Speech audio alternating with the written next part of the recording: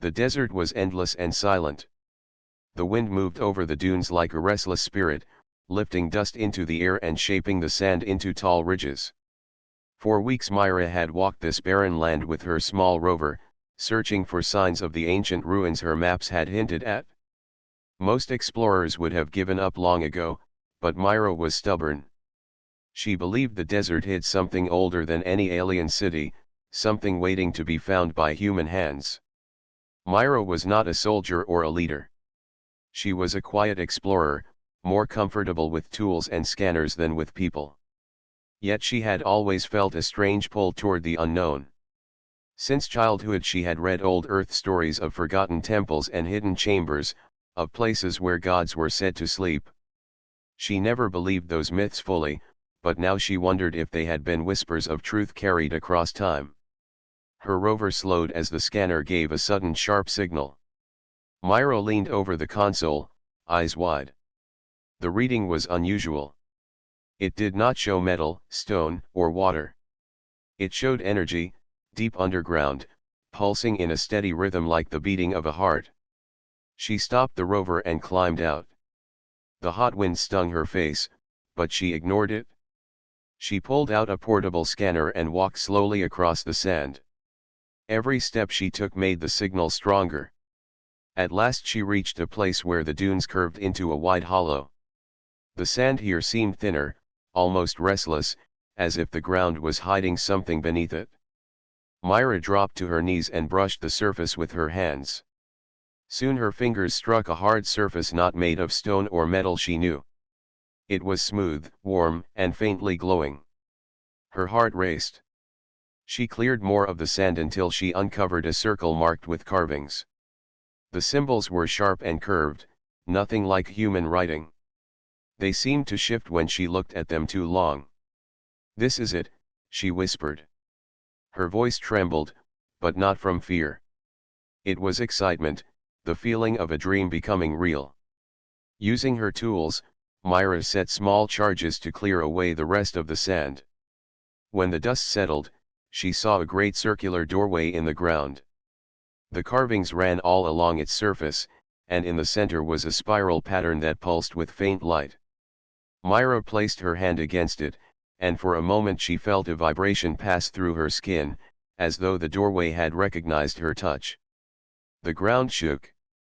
The spiral turned slowly, and the circle split apart, revealing a staircase descending into darkness. Cold air rushed upward, carrying a smell of dust and age. Myra stepped back, her heart pounding. She had found a chamber, sealed for who knew how many centuries. Most explorers would have waited for a team before entering. Myra knew that was the safer choice, but she also knew that discoveries like this were often stolen by governments, corporations, or alien empires the moment they were reported. If she wanted to understand the chamber, she had to be the first to see it with her own eyes. She tightened her gloves, switched on her helmet light, and began to descend the staircase.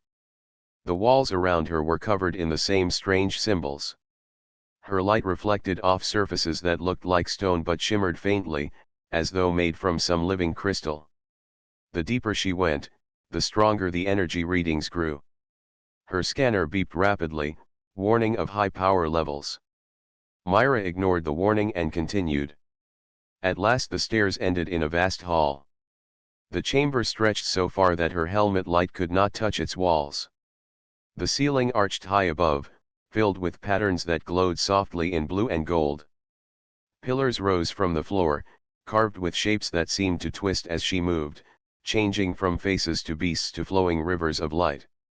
Myra felt small, as though she had stepped into a place made for beings far greater than humans. She walked forward slowly, her footsteps echoing. The air felt heavy, thick with something she could not name. It was not just age. It was presence. She felt watched, though no one was there. Every pillar seemed to lean toward her, every glowing carving seemed to follow her movement. Her scanner went wild. The energy was not coming from any single source. It was coming from the walls, the pillars, even the floor beneath her boots. The chamber was alive, in a way no human science could explain. At the center of the hall stood a great structure, like an altar or throne. It was made of black stone veined with light that pulsed in slow rhythm. Around it, the symbols burned brighter, as though they waited for someone to approach. Myra felt her mouth go dry. She wanted to run, but her legs carried her forward. She reached the altar and placed her hand upon its surface. The stone was warm, almost like skin. The light beneath her palm grew brighter. Suddenly the entire chamber shuddered. A deep sound filled the air, not like thunder but like a voice too vast to understand. Myra pulled back in shock, but the sound did not stop. The walls lit up, symbols flaring with power, casting the hall in radiant light. She stumbled backward, shielding her eyes. Then, through the roar, a whisper reached her mind. "You have found us." Myra froze. The voice was not heard with her ears but inside her head. It was clear, calm, and ancient. Her breath quickened. She had never believed in spirits or gods, yet something had spoken to her. Something inside the chamber was alive. The whisper returned, stronger this time. "We are the forgotten. You have opened the gate." Myra's hands trembled. She looked around, but she was still alone in the vast hall. The voice was real, though, as real as the walls glowing around her. She felt both wonder and dread. What had she uncovered in this desert? What did these symbols mean? And what did the voice want from her? The chamber grew still again, but the light remained. Myra stood in silence, her heart pounding. She knew one thing with certainty. She had not found a simple ruin. She had uncovered a secret buried for ages, a secret that might change the fate of humanity forever. Myra stood in the glowing hall, her breath caught between awe and fear. The silence after the voice felt heavy, as if the entire chamber waited for her next move. She pressed her palm against her chest, trying to calm her racing heart. She told herself it was only an echo, a trick of old energy systems, but deep inside she knew it was something more. The words had not been sound. They had been thought, yet they had not come from her. Her helmet scanner beeped again, the numbers climbing higher. The energy here was alive, rising and falling like a pulse. Myra slowly walked back toward the altar. The black stone still glowed with faint light, the lines across its surface moving like veins. She stretched her hand toward it again but hesitated.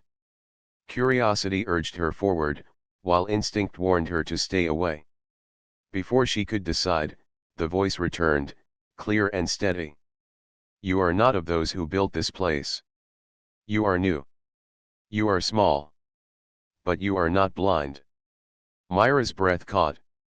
The words were inside her again, shaping themselves in her mind without sound. She looked around the chamber, her voice shaking as she spoke aloud. "Who are you?" The reply was deep, but not harsh. "I am Aros. I was once guardian of this hall. Once I walked among those who built the stars. But time has buried us. Time has turned gods into shadows." Myra felt her knees weaken. She gripped the altar to steady herself. The voice spoke like no machine she had ever known. It was too human, too aware.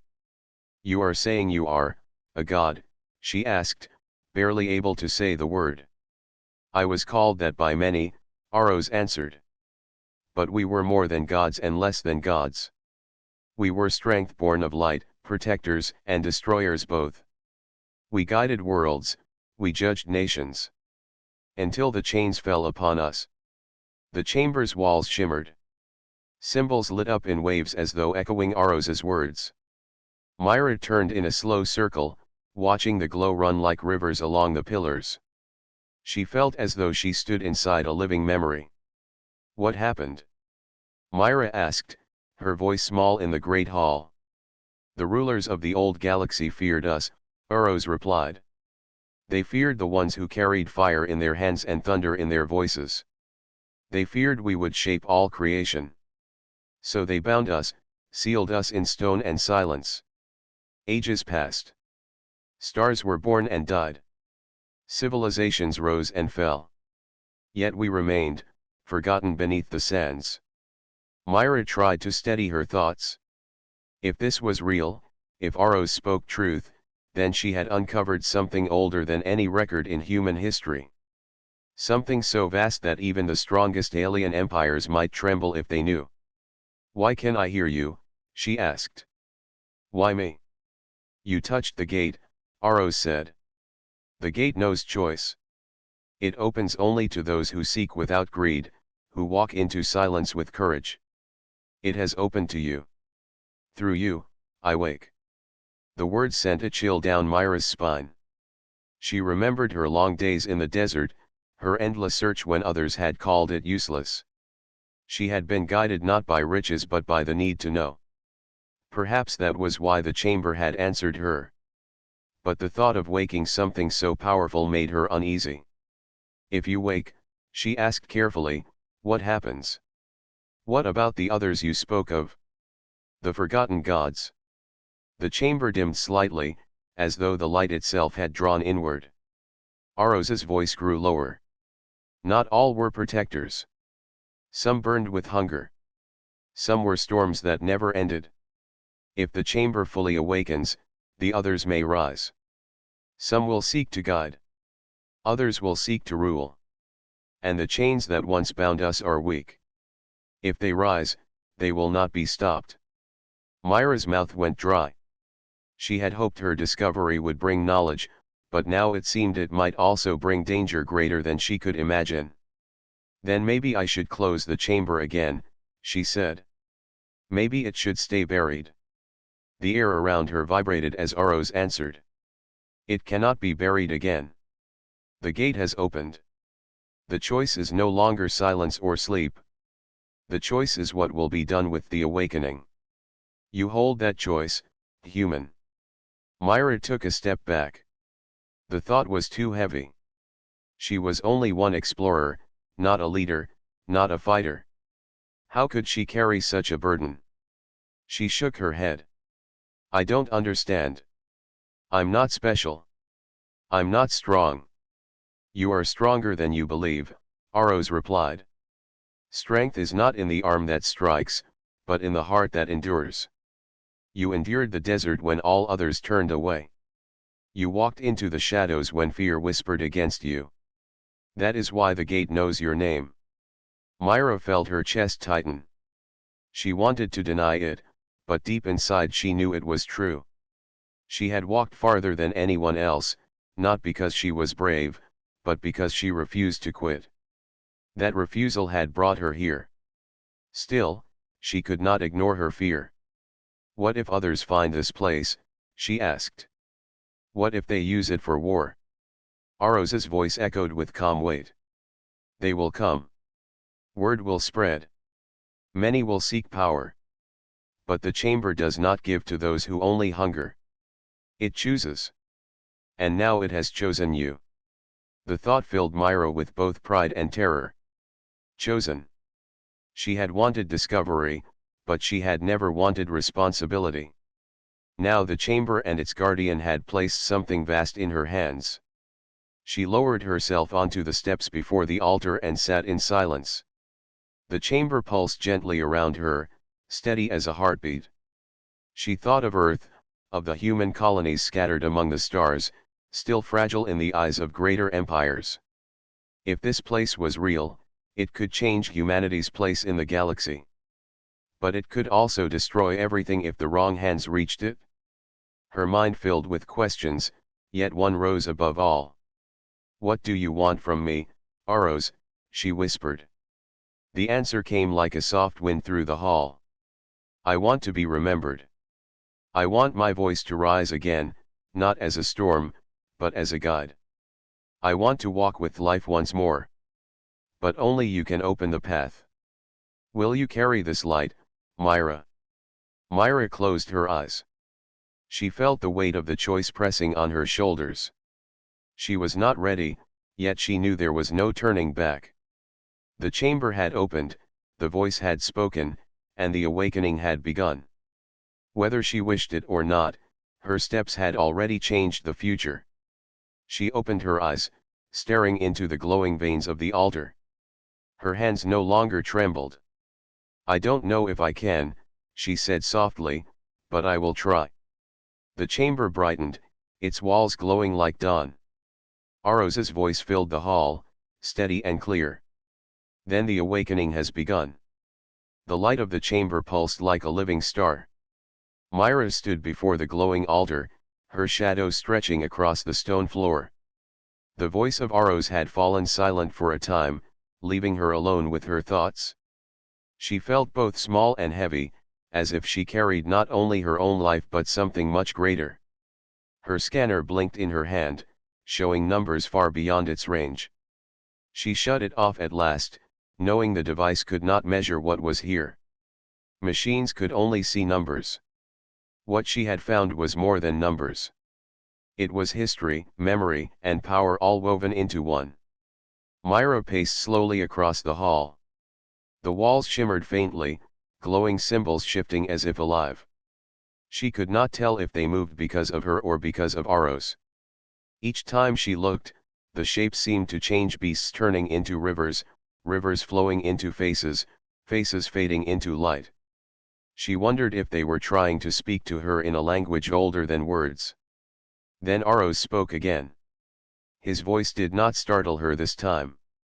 It came like a deep current beneath the silence. "Myra, you must listen.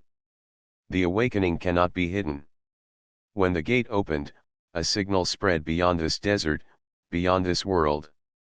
Others will sense it. They will come."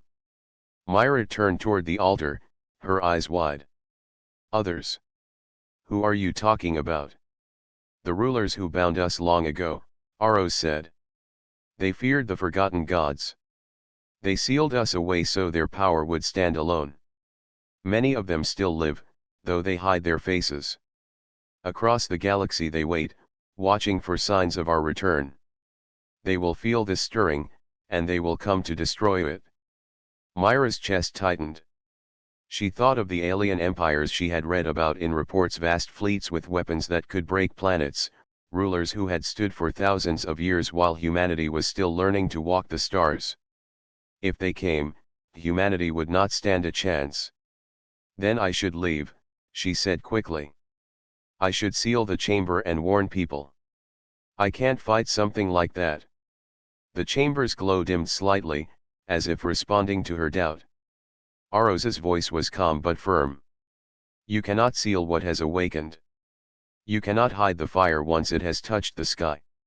The question is not if they come, but what will happen when they arrive." Myra sank onto the steps, her hands pressed against her knees. She stared at the glowing floor, her thoughts racing. "You make it sound like war," she whispered. "And I'm not a warrior." "War is only one path," Aros said. "But yes, there will be struggle. For those who rule the stars do not let go of fear easily. If they believe humanity will rise with the gods, they will strike first. They will see you as a threat before you even raise a hand." Myra closed her eyes. Images filled her mind: cities burning, fleets torn apart, human colonies crushed under the shadow of stronger empires. The thought was unbearable. She had only wanted discovery, knowledge. She had never wanted to bring danger to her people. Her voice cracked when she spoke. "Then what do I do? If I can't hide it and I can't fight them, what choice do I have?" The chamber brightened again, soft light filling the hall like morning Sunday. "The choice," Aros said, "is in how you carry the awakening. Power is not evil or good. It is the hand that holds it which decides. If you seek only to control, you will fall as others have fallen. If you choose to guide, then perhaps this awakening can be hope, not destruction." Myra lifted her head. The words gave her little comfort, yet they stirred something inside her. She remembered long nights on Earth, when she had studied maps of stars and dreamed of walking among them. She had always believed humanity was small compared to the galaxy. Now Aros was telling her that smallness could hold more strength than armies if guided with wisdom. Still, fear weighed on her. She asked quietly, "What if I fail?" "Then another will rise after you," Uros answered. "The chamber does not give up. The light will wait, even if the hand that carries it falters. But I do not think you will fail, Myra. For you did not come here with greed. You came with courage. That is what the rulers fear most." His words lingered in her heart. Courage. She did not feel brave, but perhaps bravery was not the absence of fear. Perhaps it was walking forward even when fear was heavy. She rose slowly from the steps, her hands clenched into fists. "If others are coming, then I have to prepare. I have to make sure this doesn't fall into the wrong hands. But I don't know how to do that." "You will not be alone," Aros said. "The chamber has chosen you, but it will guide you. Its strength is not just mine. Many voices are bound here, sleeping, waiting. Some will stir if you call. But remember, choose wisely. Not every voice is safe to wake." Myra nodded, her jaw tight. She looked around the hall once more, feeling the weight of those unseen voices pressing against the walls. Protectors and destroyers, Aros had said. She could not tell which was which, and that uncertainty made her uneasy. Suddenly, the ground trembled beneath her feet. Dust fell from the high ceiling. Myra braced herself as the floor vibrated. She looked toward the altar, but Aros did not speak. Instead, the chamber itself seemed to rumble, its light flaring brighter. Myra hurried to her scanner and switched it back on. The screen flashed with wild readings, energy spikes far greater than before. She frowned, adjusting the settings. Then her heart sank. A signal was rising into the sky, stretching far beyond the planet's surface. Someone would see it. She clenched her teeth. Aros had been right. The awakening was no longer a secret. Soon others would arrive. Some might come seeking to destroy, others perhaps to take the power for themselves. Either way, danger was no longer far away. It was already on its way. Myra looked at the altar, her voice steady now. "Then I have to be ready. If this power can't be hidden, then I'll protect it. I don't know how, but I'll try." The chamber glowed warmly, and Aros's voice echoed with approval. "That is the heart of a guardian. You may not know the path, but you have chosen to walk it. Remember, Myra. When the rulers come, they will try to turn fear into chains. Do not let them bind you. Do not let them bind humanity." Myra stood in the great hall, her hands trembling but her resolve hardening. She had uncovered the chamber by chance, but now she knew it was no accident. The awakening was not just discovery, it was destiny. Above the desert, unseen beyond the sand and sky, the signal spread outward like a beacon. Across the cold stars, eyes turned toward the forgotten chamber. And far beyond Myra's sight, ships began to move. The warning had come. The awakening had been seen. And the storm was on its way. The desert stretched endlessly under a pale sky, calm and quiet as if it had no knowledge of what was coming. Yet Myra felt the change in the air. She stood at the edge of the chamber's entrance, staring upward at the sky that looked so empty but no longer felt safe. The signal from the chamber had been too strong, too wide. Aros's warning echoed in her mind. Others would come. Myra spent hours checking her rover, her scanners, and her communication devices. She thought of sending a message to the nearest human outpost, but her hand hesitated each time. If she told them the truth, would they help her protect the chamber or would they try to claim it for themselves? She had seen before how governments and corporations fought over discoveries. This was far greater than a mine or a city ruin. This was power older than the stars themselves. Her thoughts were interrupted when the sky shimmered faintly. Myra raised her scanner. The signal showed sudden movement above the planet's atmosphere. Ships. She ran back into the chamber, her boots striking the glowing steps. Aros, she called, her voice echoing in the vast hall. They are here. The altar glowed brighter as the voice of Aros filled the air. Yes. I feel them. They come swift, fearful, and full of hunger. They are the Velith. Myra frowned. The Velith? I've heard of them. Traders, explorers, sometimes raiders. But what do they want with this place? They were among those who helped bind us long ago, Aros answered. Their rulers remember the chains they forged. They know what lies within these walls. To them, this chamber is not a wonder but a threat. They will seek to close it forever or claim it for themselves. The walls of the chamber pulsed as if stirred by his words. Myra's heart pounded faster. She had expected visitors, but not so soon, and not enemies already tied to this place. The ground shook as distant engines roared above the desert. Myra hurried back to the entrance. Dust rose in the distance where ships descended. Their shapes broke the horizon, long dark hulls with sharp wings like blades. The Velith had arrived. Myra crouched low, watching as the ships landed in a wide circle not far from her rover. Figures emerged from the craft, tall and armored, their faces hidden by silver masks. They moved with precision, carrying scanners and weapons alike.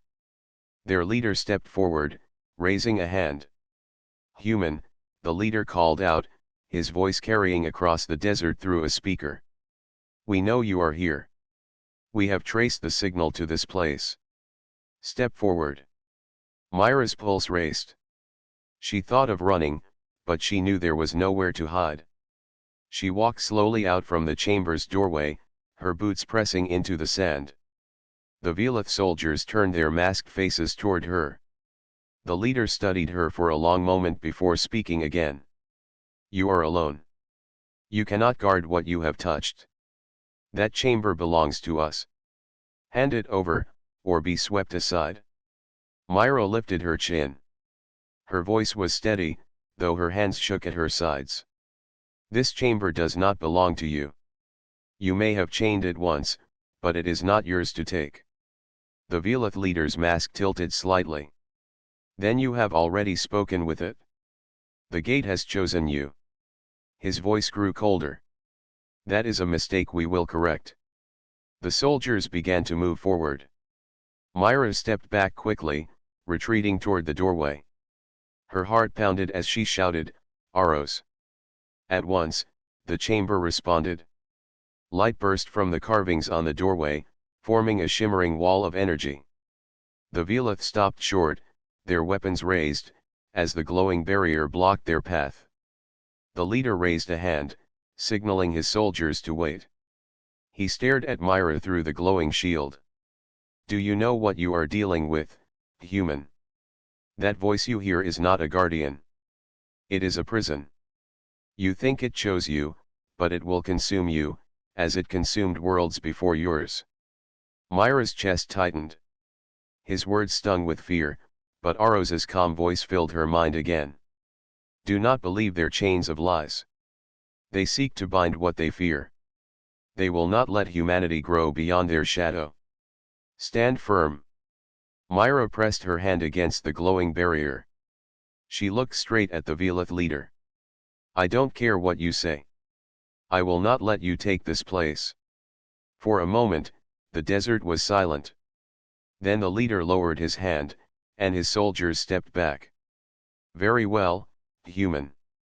You have made your choice. But remember this: you are alone. When your strength breaks, when your voice fails, no one will save you. Not even the false god you serve. The Velith turned and returned to their ships. Engines roared, and the vessels rose slowly into the air. Myra watched them with narrow eyes, her fists clenched. She knew this was not over. The Velith would return, and next time they would not simply speak. The barrier faded, and Myra lowered her hand, her body trembling with the rush of fear. She turned back into the chamber, her voice unsteady. They will come back. I can't stop them. Not alone. The altar glowed brighter, and Aros's voice echoed with calm strength. You are not alone, Myra. The chamber itself stands with you. It is more than walls and light. It is memory, power, and choice. You carry its voice now. And through you, humanity may yet stand where others have fallen. Myra drew in a long breath. The Velith were powerful, their ships strong, their weapons far beyond what she carried. Yet the chamber had chosen her. For reasons she could not fully understand, it had placed its trust in her. She walked to the center of the hall, standing tall despite the fear that clung to her. Then I will stand too, she said firmly. If they return, I will face them. If this place is a threat to them, then maybe that means it is hope for us. The chamber pulsed warmly, and Aros's voice carried like steady thunder. That is the spirit they fear most. Not armies. Not weapons. But a heart that refuses to bend. Far above the desert, the Velith ships vanished into the sky. But Myra knew they had not gone far. They would return with greater force, determined to break what they could not understand. She had no army, no fleet, no allies. But she had the chamber. And for now, that was enough. The chamber was silent after the Velith ships disappeared into the sky, but Myra's heart still beat hard in her chest. She stood near the altar, trying to steady her breath. Fear pressed against her, but it was not only fear of the Velith. It was fear of herself, fear that she would not be strong enough when they returned. The glowing carvings across the walls dimmed, then brightened again, like breathing. Aros's voice filled the hall, calm but serious. Myra, the time has come for you to be tested. The chamber will not lend its full strength unless you prove your heart. Power without wisdom is a fire that burns the world. You must walk the path of trial. Myra frowned, her voice sharp. A trial? I already proved myself when I stood against the Velith.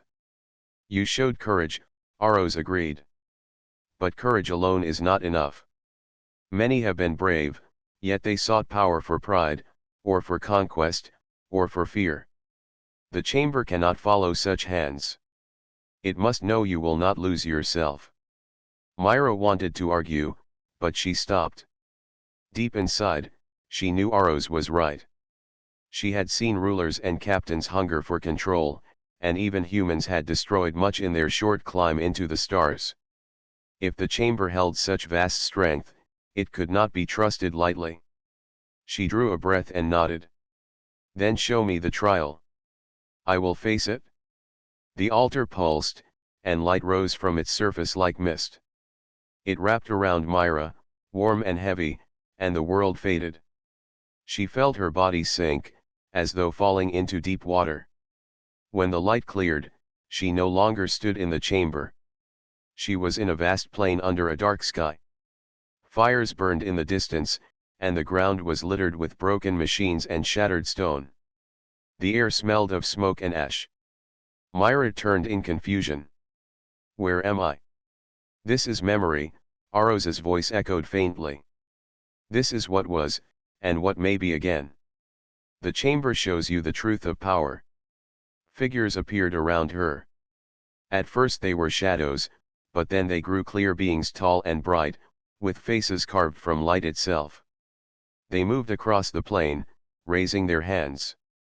At their command, cities rose, rivers flowed, stars shone brighter. They were beautiful, terrible, and unstoppable. These were the gods forgotten, Aros said.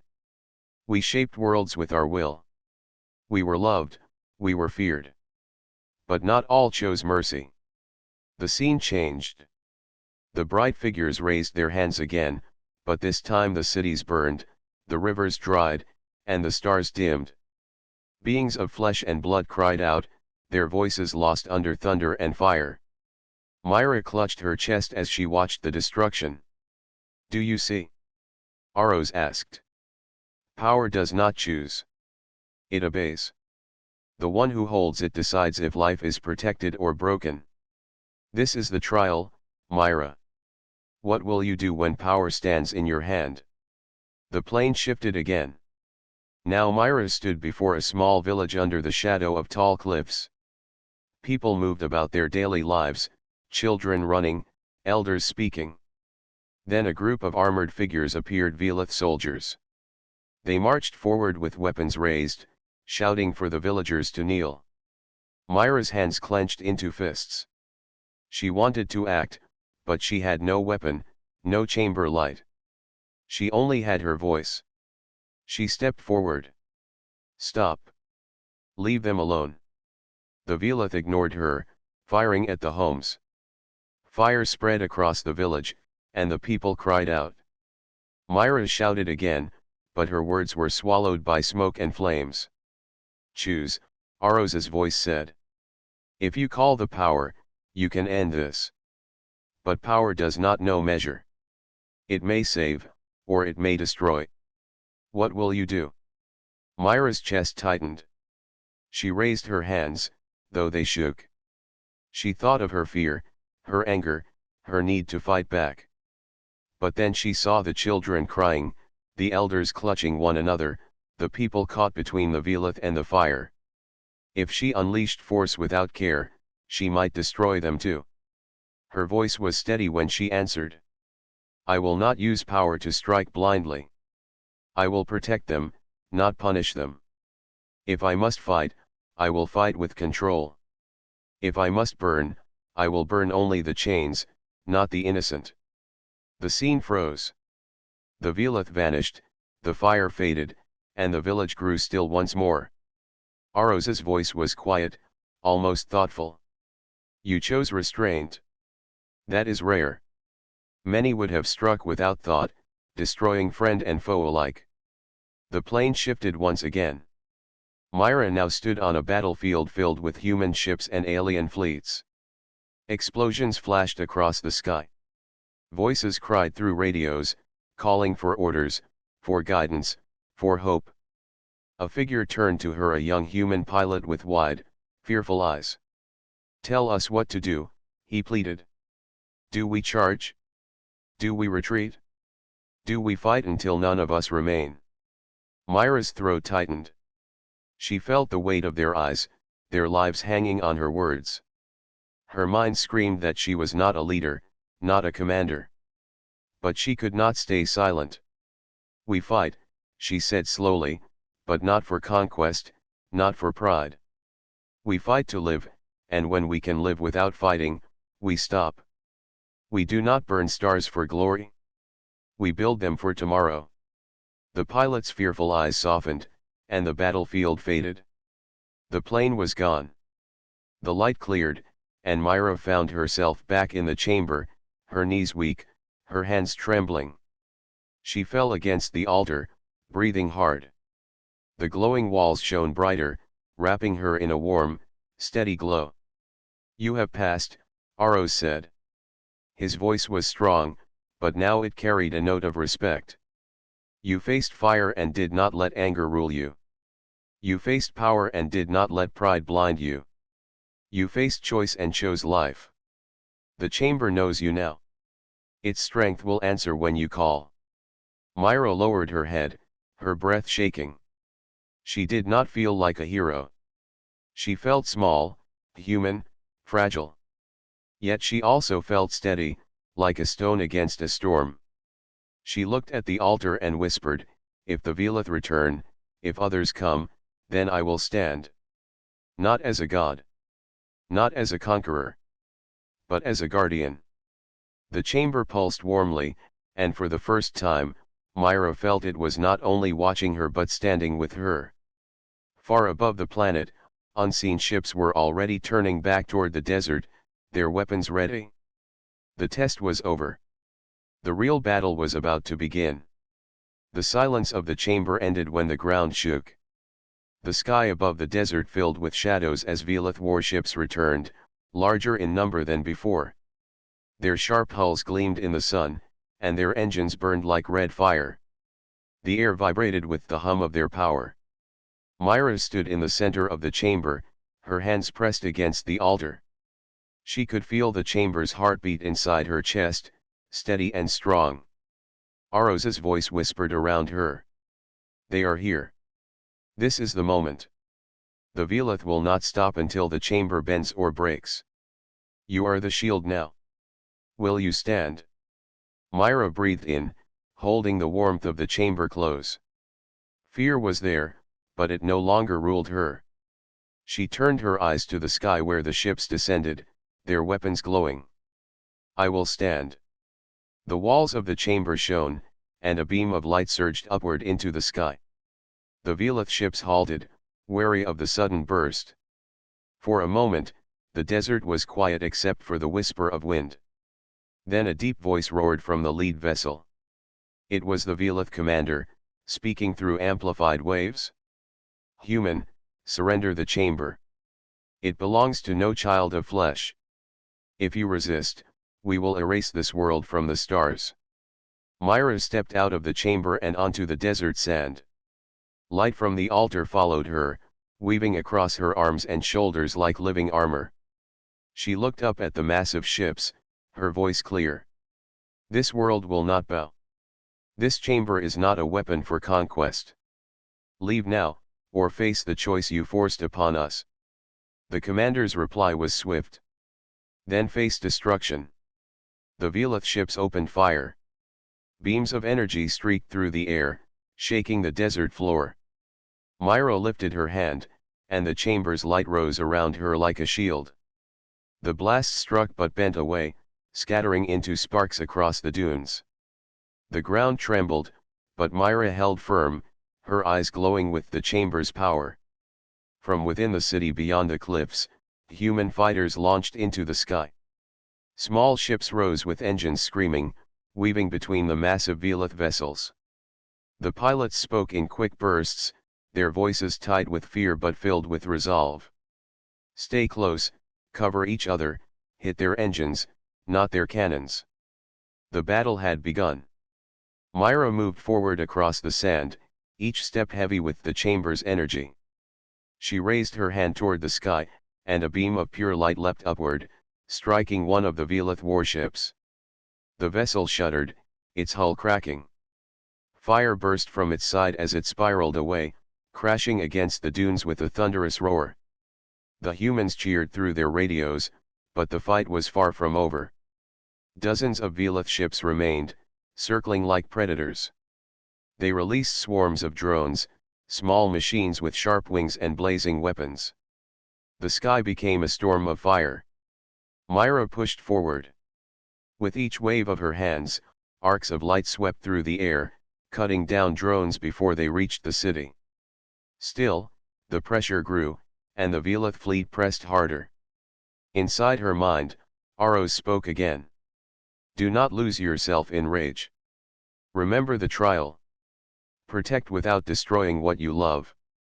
I know, Myra whispered through clenched teeth.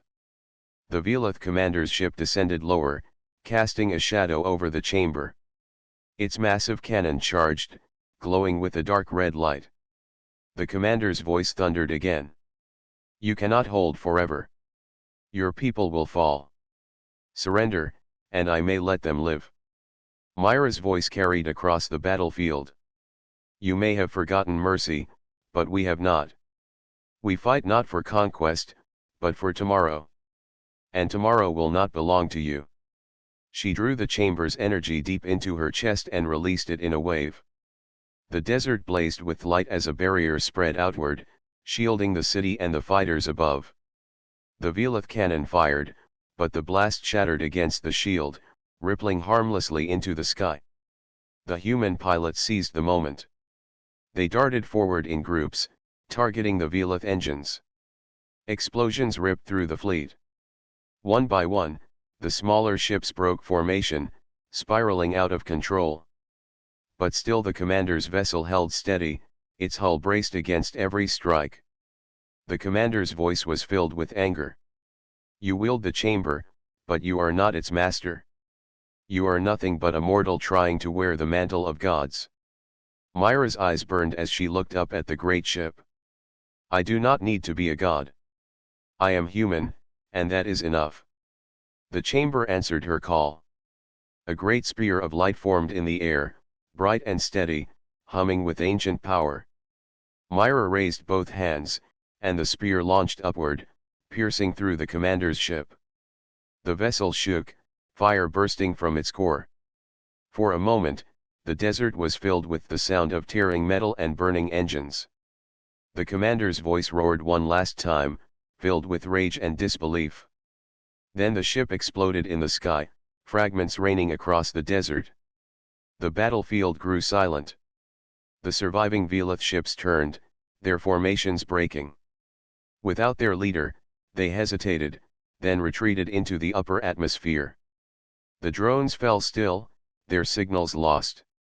The desert was quiet again, but the silence was heavy with smoke and the echo of battle. Human pilots called out over the radio, their voices trembling with relief. "We did it. The fleet is breaking. They're running." Myra sank to her knees in the sand, her body trembling. The chamber's light faded from her arms and shoulders, though its warmth still lingered in her heart. She looked up at the sky, where the last of the Velith ships vanished into the dark. Aros's voice was soft. "You stood, and the chamber stood with you. This was only the first storm, Myra. More will come. But now you know your strength is not only yours. It is the strength of all who choose to protect."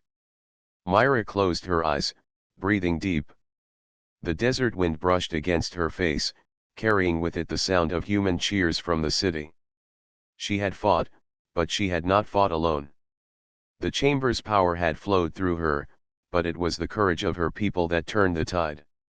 The battle was won, but Myra knew it was not the end.